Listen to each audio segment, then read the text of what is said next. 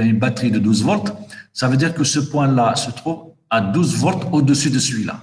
Donc, je peux mettre 12 ici, 0 ici, mais je peux mettre 0 ici et moins 12 ici, c'est la même chose. C'est exactement la même chose. Mais je sais que la différence, c'est 12 volts, mais je n'ai pas de 0, je n'ai pas de masse.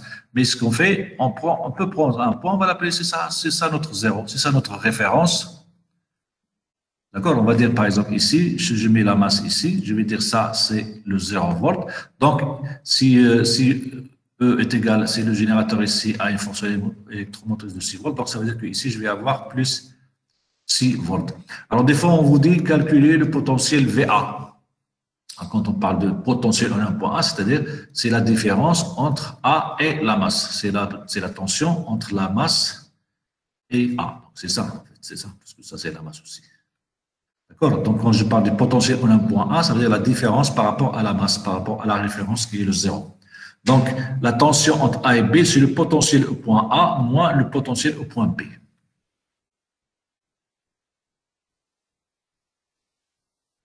Donc, la tension, elle est mesurée en volts. Donc, la tension entre A et B, c'est en volts. Le potentiel VA, donc c'est le potentiel électrique au point A. VB, c'est le potentiel électrique au point B, c'est-à-dire la différence entre A et la masse. Donc, le potentiel électrique est défini à une constante près. Donc, souvent, on prend un point de référence, le 0 volt, c'est la masse. Donc, dans un circuit, par exemple, ici, je n'ai pas de masse. J'ai un voltmètre qui mesure 6 volts. Ça veut dire qu'entre ce point et ce point, j'ai une tension de 6 volts. Mais comme je n'ai pas de masse, hein, donc c'est flottant. Mais si je crée une masse ici, à ce moment-là, je vais dire oui, ici j'ai 0 volts, donc ici j'ai plus 6 volts. D'accord?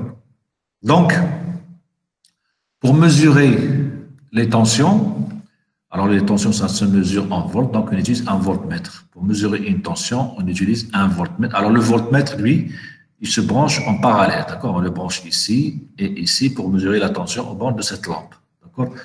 Alors, ici, pareil, comme tout à l'heure, j'ai un courant I qui circule, qui va dans la lampe pour s'allumer. Si je branche quelque chose de parallèle, le courant risque de se diviser. Il va passer dans le voltmètre. Donc, il va fausser la mesure, puisque le courant qui passe ici va être changé. Alors, qu'est-ce qu'il faut faire pour que ça ne change pas beaucoup? Il faut que la résistance du voltmètre soit très grande. Alors, une résistance très grande, une résistance infinie, c'est un circuit ouvert. D'accord? Donc, si la résistance est très grande, ça veut dire que le courant qui circule ici va être très faible. Comme ça, je peux dire que le courant qui passe par là est pratiquement égal à celui-là. Parce que si je prends un voltmètre avec une résistance faible, je vais tirer des courants par là, et donc la tension ici, que je mesure, elle sera fausse. Donc, un voltmètre, ça se branche en parallèle, et le courant qui le traverse doit être nul, donc il faut que la résistance soit très grande. Dans le cas idéal, infini, et le cas idéal, ça n'existe pas. Donc, un voltmètre, c'est plus simple. Mesurer une tension, c'est plus simple puisqu'il suffit de prendre deux pointes et de les placer sur les deux points à mesurer. Alors, souvent, dans des cartes électroniques, vous avez dans plusieurs branches. On préfère mesurer des volts plutôt que des courants parce que pour mesurer un courant, il faut couper pour brancher un ampèremètre. D'accord? Il faut que le courant passe à travers donc c'est un peu plus compliqué. C'est pour ça que souvent les électroniciens, les électriciens, ils préfèrent mesurer des tensions plutôt que de mesurer des courants. Alors parfois, si on a des résistances, il suffit de mesurer la tension au bord de la résistance et de diviser par la résistance pour avoir le courant qui circule dans cette résistance.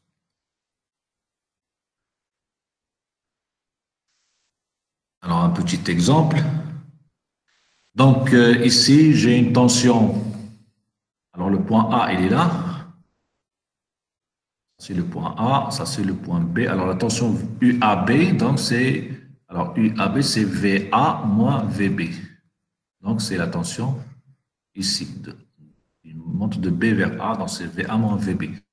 Alors on vous donne UAB égale 7 volts. Enfin non, on donne...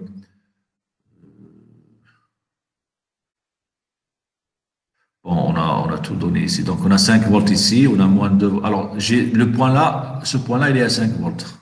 Ce point-là, il est à moins de 2 volts. Donc, VA égale 5. VB, c'est moins 2. Donc, moins 2. Donc, ça fait que c'est la différence entre A et B, c'est 5 moins 2. Donc, c'est 7 volts. La différence entre la masse et A, alors j'ai 5 moins 0, donc ici j'ai 5